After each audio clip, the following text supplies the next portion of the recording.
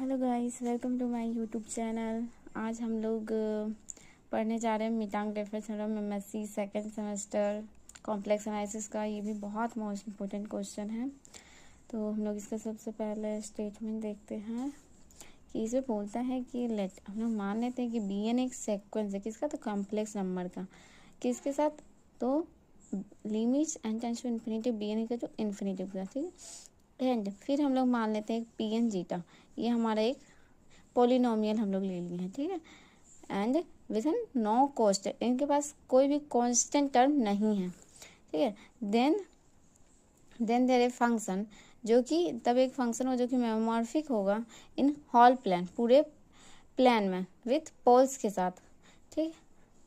दी corresponding principal parts, तब हम लोग एक ये ले लेंगे मोड में। हालांकि the most general memory function of this kind can be written in, हम इसको इस फॉर्म में लिख सकते हैं, ठीक है, जहाँ P n suitable chosen polynomial है एंड जी ऑब्जेक्ट एक इंटायर फंक्शन है। ओके, सबसे पहले हम लोग पी मान लेते हैं जो कि सबसेट है सी का, एंड चूंकि पी एन बराबर ये एनालिटिक है मॉड जेड लेजन का मॉड बी एन, ठीक है।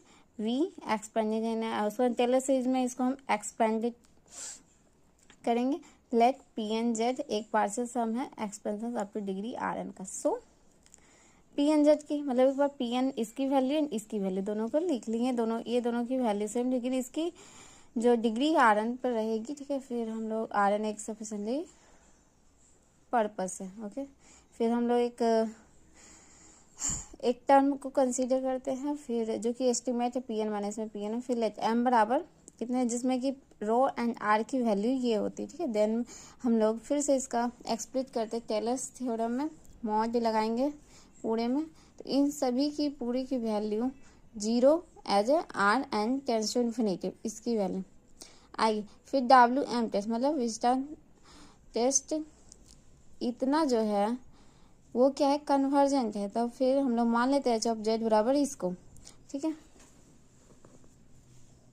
हम लोग देखते हैं समेसन ना, ये भी क्या एक कन्वर्जेंट है absolutely. H of z is equals to b n हो गया, ठीक है।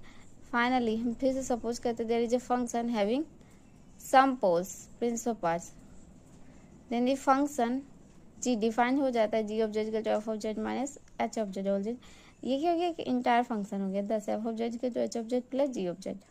फिर हमारा जो ये प्रूफ था हमारा वो आ चुका है, एच ऑफ जेड की वैल्यू हम लोग यहाँ पर लिख दिए। तो गाइस यदि आपको इसका पूरा नोट्स चाहिए होगा कॉम्प्लेक्स एनालिसिस का तो मुझे डीएम करें।